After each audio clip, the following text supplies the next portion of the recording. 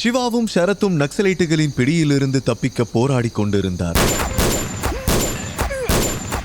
வாசலிலிருந்து சில நக்சலைட்டுகள் தன்னை நோக்கி ஓடி வருவதை பார்த்த சிவா புத்திசாலித்தனமாக சிலிண்டரை பற்ற வைத்து அவர்களிடமிருந்து எஸ்கேப் ஆனார். இருவரும் வேறு வழியாக பதுங்கு குழியை விட்டு வெளியே வர அப்போது திடீரென ஒரு நக்சலைட் அவர்களுக்கு எதிரில் வந்து குதித்தான். அவன் கையில் பழைய ரக பிரிட்டிஷ் துப்பாக்கி ஒன்று இருந்தது. அவனை பார்த்தவுடன் சிவாவும் ஷரத்தும் அப்படியே நின்று விட்டார்கள். ஏனென்றால் சிவாவின் கையில் இப்போது எந்த ஆயுதமும் இல்லை. நக்சலைட் ஒரு கண்ணை மூடிக்கொண்டு அவர்களை பார்த்து குறிவைத்தான். 2 பேரும் சாவுங்கடா என்று கத்திக்கொண்டே ட்ரிகரை அழுத்தினான். அடுத்த கணமே ஃபயரிங் சவுண்ட் கேட்டது. ஆனால் சிவாவும் ஷரத்தும் எதுவும் ஆகாமல் அப்படியே நின்றார்கள். அந்த கன் ஒரு தீபாவளி துப்பாக்கியை போல வெடித்தது. அதிலிருந்து புகை வந்து கொண்டிருந்தது. அவனுடைய தலைமுடி குருவிக்கூடு போல கலைந்திருந்தது. அவன் தலையில் இருந்த தொப்பி பறந்து மேலே சென்று மரக்கிளையில் மாட்டி தொங்கிக் கொண்டிருந்தது. அவன் தன்னுடைய முகத்தை 2 கைகளாலும் தொட்டு பார்த்தான். தேங்க் காட், நான் இன்னும் உயிரோட தான் இருக்கேன் என்றான். அவன் உயிரோடு இருப்பதை நினைத்து மகிழ்ச்சி அடைந்தான். கன் ஃபயர் ஆனவுடன் சிவாவும் ஷரத்தும் ஷாக் ஆகிவிட்டார்கள்.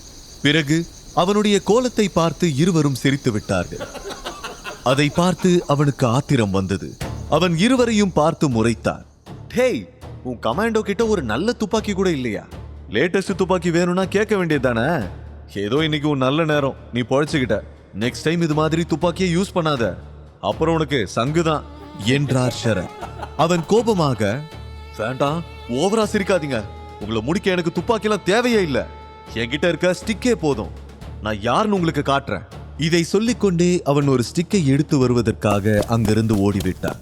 சிவாவும் சரத்தும் ஒருவரை ஒருவர் பார்த்து ஸ்மைல் பண்ணிவிட்டு அங்கிருந்து மேலும் நடக்க ஆரம்பித்தார்கள். ஷரத்தால் நடக்க முடியவில்லை. அவர் மிகவும் பலவீனமாக இருந்தார். சிரஞ்சீவி வேறு பக்கமாக சென்று விட்டார். அவர் எங்கே போனார் என்று சிவாவுக்கு தெரியவில்லை. இருவரும் சிரமப்பட்டு நடந்து கொண்டிருக்க மீண்டும் 2 நக்சலைட்டுகள் அவர்களை சூழ்ந்து கொண்டார்கள். சிவா ஷரத்தை ஒரு சேஃபான இடத்தில் உட்கார வைத்துவிட்டு, நீங்க எங்கே இருக்க கேப்டன், அவங்கள நான் பாத்துக்கிறேன் என்று சொல்லிவிட்டு அவர்களுக்கு எதிரில் சென்றான். அவன் நக்சலைட்டுகளோடு சண்டை போட்டுக் கொண்டிருந்த அதே நேரத்தில் வேறு சில நக்சலைட்டுகள் சத்தமின்றி ஷரத்துக்கு பின்னால் வந்து நின்றார்கள். திடீரென தனக்கு பின்னால் ஒரு உருவம் வந்து நிற்பதை உணர்ந்த ஷரத் திரும்பி பார்ப்பதற்குள் அவன் ஷரத்தை பின்னந்தலையில் தாக்கினான். சத்தமின்றி ஷரத் சரிந்துவிட அவர்கள் ஷரத்தை இழுத்து சென்று விட்டார்கள். பதுங்கு குழியின் பின்பக்க கதவு வழியாக காட்டை நோக்கி ஓடினார்கள். அந்த அடர்ந்த காட்டுக்குள் இலைகளின் சலசலப்பு சத்தமும் கொடூரமான விலங்குகளின் கர்ஜிக்கும் சத்தமும் கேட்டுக்கொண்டிருந்தது. சிவா சண்டை போட்டு முடித்துவிட்டு பார்க்கும்போது அங்கே ஷரத் இருக்கவில்லை. இரத்தத்தின் அடையாளத்தை வைத்து அவரை பதுங்கு குழிக்கு பின்பக்க வழியாக எடுத்து சென்று இருக்கிறார்கள் என்பதை கண்டுபிடித்து விட்டார். உடனே அவனும் சென்று ஷரத்தை தேட ஆரம்பித்தார். காய்ந்த சருகுகளின் மீது சிவாவின் காலடி சத்தத்தை தவிர அங்கே வேறு எந்த சத்தமும் இல்லை. அந்த இடமே அமைதியாக இருந்தது. அவன் சுற்றும் பார்த்து கொண்டே தேடினான். அப்போது திடீரென அவனுக்கு இருமல் வர ஓரிடத்தில் நின்றான். அவனுக்கு சப்கான்சியஸாக அங்குதான் எங்கோ ஷரத் இருக்க வேண்டும் என்று தோன்றியது. சிறிது தூரம் சென்றபோது மாஸ்க் போட்ட 2 பேர் கையில் கூர்மையான வெப்பன்ஸை பிடித்தபடி நின்று கொண்டிருந்தார்கள். யோசிக்க கூட நேரம் கொடுக்காமல் சிவாவை மின்னல் வேகத்தில் தாக்க ஆரம்பித்தார்கள். சிவாவிடம் எந்த வெப்பனும் இல்லை. ஆனால் அவனுக்கு முழு நம்பிக்கை இருந்தது. முதலில் ஒருவன் சிவா மீது பாய்ந்து கத்தியால் அவன் மார்பில் குத்த முயற்சி செய்தார்.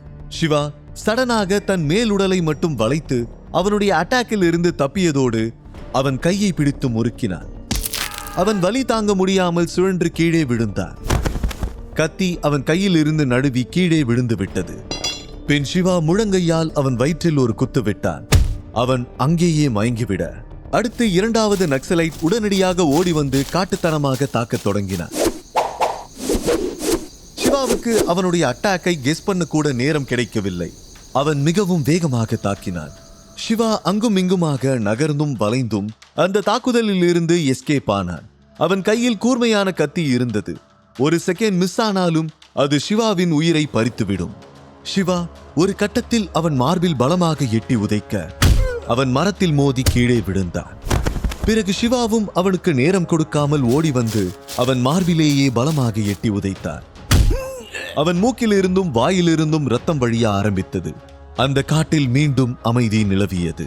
சரத்துக்கு ஏதாவது ஆகியிருக்குமோ என்று நினைத்த சிவா சத்தமாக, கேப்டன் சார், எங்க இருக்கீங்க கேப்டன் சார் என்று கத்தினார். ஆனால் எந்த பதிலும் இல்லை. பிறகு அங்கிருந்த புதர்களுக்குள் சரத்தை தேட ஆரம்பித்தான். அந்த காட்டின் அமைதியில் அவனுடைய மூச்சு சத்தம் கூட அவனுக்கே தெளிவாக கேட்டது. கிட்டத்தட்ட அரை மணி நேரமாக அவரை தேடி அலைந்தார். அப்போது திடீரென அவனுடைய பார்வை ஒரு புதருக்கு பின்னால் விழுந்தது. சரத்தின் கால் தெரிந்தது. அவர் அங்குதான் கிடந்தார். அவருடைய உடல் மோசமாக இருந்தது. அடிபட்டு ரத்தம் வடிந்து கொண்டிருந்தது. காயம் பலமாக இருந்தது. சிவா அவரை நோக்கி வருவதை பார்த்த சரத் தட்டு தடுமாறி எழுந்து ஓட ஆரம்பித்து விட்டார். அவர் ஏன் தன்னை பார்த்து ஓடுகிறார் என்று சிவா ஆச்சரியப்பட்டார். கேப்டன் சார், நில்லுங்க, ஓடாதீங்க, நான் தான் மேஜர் சிவா, நில்லுங்க சார் என்று கத்திக்கொண்டே பின்னால் ஓடினான். ஆனால் சரத் இன்னும் வேகமாக ஓடிக்கொண்டே, ஸ்டாப் ஸ்டாப், என் பக்கத்துல வராத என்றார்.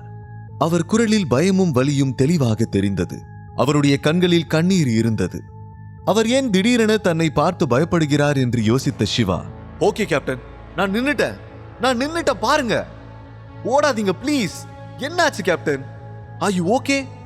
ஏன் என்ன பார்த்து ஓடுறீங்க என்று கேட்டான். அவன் குரலில் கவலை தெரிந்தது. வேண்டாம் மேஜர், இங்க இருந்து போயிடுங்க. நக்சலைட்ஸ் என் உடம்புல ஒரு டைம் பாம் ஃபிக்ஸ் பண்ணியிருக்காங்க. அது இன்னும் 2 மினிட்ஸ்ல வெடிச்சிடும். அது வெடிச்சதுன்னா நான் நிச்சயமா செத்து போயிடுவேன். நீங்க என்கிட்ட இருந்து தூரமா போயிடுங்க மேஜர் சிவா என்றார். அதை கேட்டு சிவா ஷாக் ஆகிவிட்டார். பிறகு ஒரு கணம் தன்னை நிதானப்படுத்திக் கொண்டு அமைதியாக சரத்தை நோக்கி நடந்து வந்தார். கேப்டன் சார், டென்ஷன் ஆகாதீங்க, நான் இருக்கேன், உங்களை நான் காப்பாத்துறேன், ட்ரஸ்ட் மீ என்றார். சரத் கண்களை மூடிக்கொண்டார். அவர் முகத்தில் ஒரு ஆழமான வலி தெரிந்தது. வேண்டாம் மேஜர், அங்கே நில்லுங்க, நான் சொல்றத கேளுங்க, நீங்க போயிடுங்க. உங்களை இந்த நாடு இழக்க கூடாது, அதை நான் விரும்பல. உங்களோட சர்வீஸ் இந்த நாட்டுக்கு கண்டிப்பா தேவை. இந்த பாம் ரொம்ப டேஞ்சர், சோ ப்ளீஸ் நீங்க போயிடுங்க மேஜர் என்றார். அவரால் ஓட முடியவில்லை. அவர் ஒரு மரத்தில் சாய்ந்து அமர்ந்திருந்தார். சிவா அவர் பேச்சை கேட்காமல் அவர் அருகில் வந்து அமர்ந்து அவர் தோளில் கை வைத்தார். உங்களை என்னால தனியா விட்டுட்டு போக முடியாது கேப்டன், நான் உங்க ஃப்ரெண்ட். இது மாதிரி எத்தனையோ பாம்பை நான் டிஃப்யூஸ் பண்ணியிருக்கேன். என்னால நிச்சயமா இதை ஸ்டாப் பண்ண முடியும். காம் டவுன் என்றார். சரத் மெதுவாக கண்களை திறந்து சிவாவை பார்த்தார். அவருடைய கண்களில் இன்னும் பயம் தெரிந்தது. ஆனால் சிவாவின் வார்த்தைகள் அவருக்கு ஒரு தைரியத்தை கொடுத்தது. மேஜர், நீங்க சொல்ற மாதிரி நிஜமாவே இதை உங்களால டிஃப்யூஸ் பண்ண முடியுமா என்று கேட்டான். கண்டிப்பா கேப்டன், என்னை நம்புங்க, உங்களுக்கு எதுவும் ஆகிவிட மாட்டேன் என்றான். அவர் மெதுவாக தலையசைத்தார். அவரது முகத்தில் ஒரு சிறிய நிம்மதி தெரிந்தது. சிவா உடனடியாக தன்னுடைய வேலையை ஆரம்பித்தான். அவன் விரல்கள் பாம் வயர்களின் மீது வேலை செய்ய ஆரம்பித்தது.